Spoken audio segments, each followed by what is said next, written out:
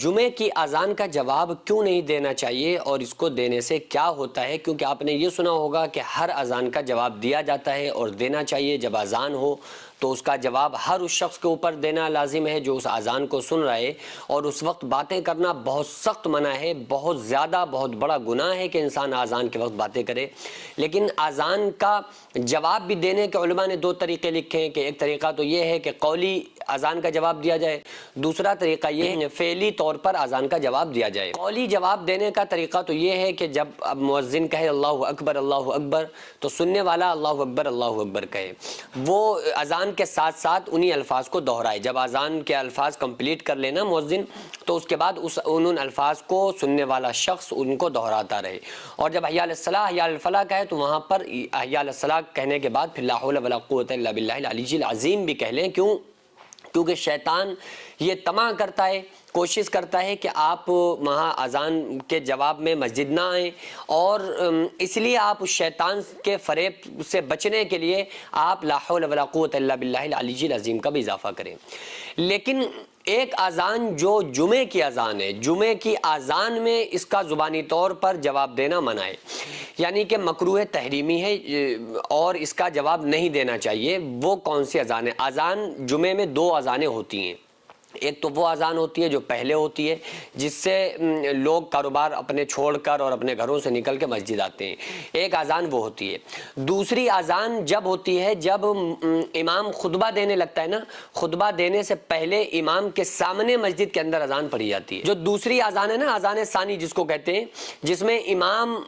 چڑھ چکا ہو ممبر پہ اور سامنے پھر کھڑا ہو کے مؤذن اذان دے، تو اس اذان کا جواب زبانی طور پر دینے سے منع کیا گیا ہے۔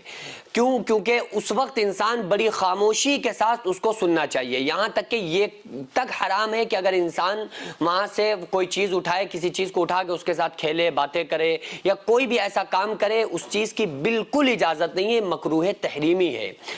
تو مکروہ تحریمی کہتے ہی حرام کو ہے۔ تو بہرحال یہ ہے کہ اگر کوئی انسان اذان اس وقت جو اذان ثانی کے وقت اس کو زبانی طور پہ جواب دینا چاہ رہا ہے تو اس کو بلند آواز سے نہیں دینا چاہیے۔ ہاں دل میں کہنے کی اجازت ہے کہ دل میں بس سوچ کر ہی اس کو جواب دے لے۔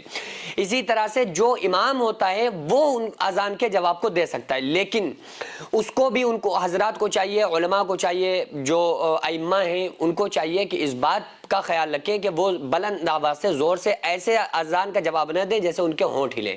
کیونکہ ان کے ہونٹ ہلیں گے تو جو دیکھنے والے لوگ ہوتے ہیں نا تو وہ سمجھتے ہیں کہ شاید امام صاحب جواب دے رہے ہیں تو ہم پر بھی جواب دینا اس کا لازم ہے، ہم بھی اس کا جواب دیں۔ تو اس لیے وہ حضرات بھی بڑے خاموشی کے ساتھ دل میں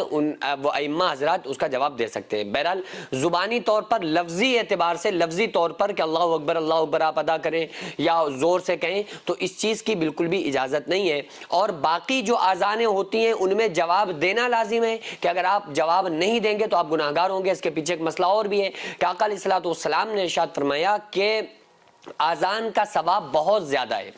اور اگر میں تم کو اذان دینے والوں کو اس کا اجر بتا دیتا نا کہ اذان دینے پر اللہ تعالیٰ کیا ثواب عطا فرماتا ہے، تو تم آپس میں جنگیں کرتے اور اس ثواب کو پاتے۔ یعنی کہ یہ آپس میں جنگ کرتے کہ اذان میں دوں گا، وہ کہتے نہیں اذان میں دوں گا، اور اس بات پر جنگ ہوتی۔ تو یہ کتنی بڑی آسانی ہے کہ ایک انسان اذان دے رہا ہے، باقی جتنے سننے والے لوگ ہیں اس کی اذان کا جواب قولی اعتبار سے دیں، یعنی جو مؤذن کہے اس کا جواب ویسے ہی الفاظ ادا کرے۔ تو اللہ تبارک و تعالیٰ جتنا مؤذن کو ثواب دیتا ہے، اللہ تبارک و تعالیٰ اتنا ہی ان حضرات، ان سننے والوں کو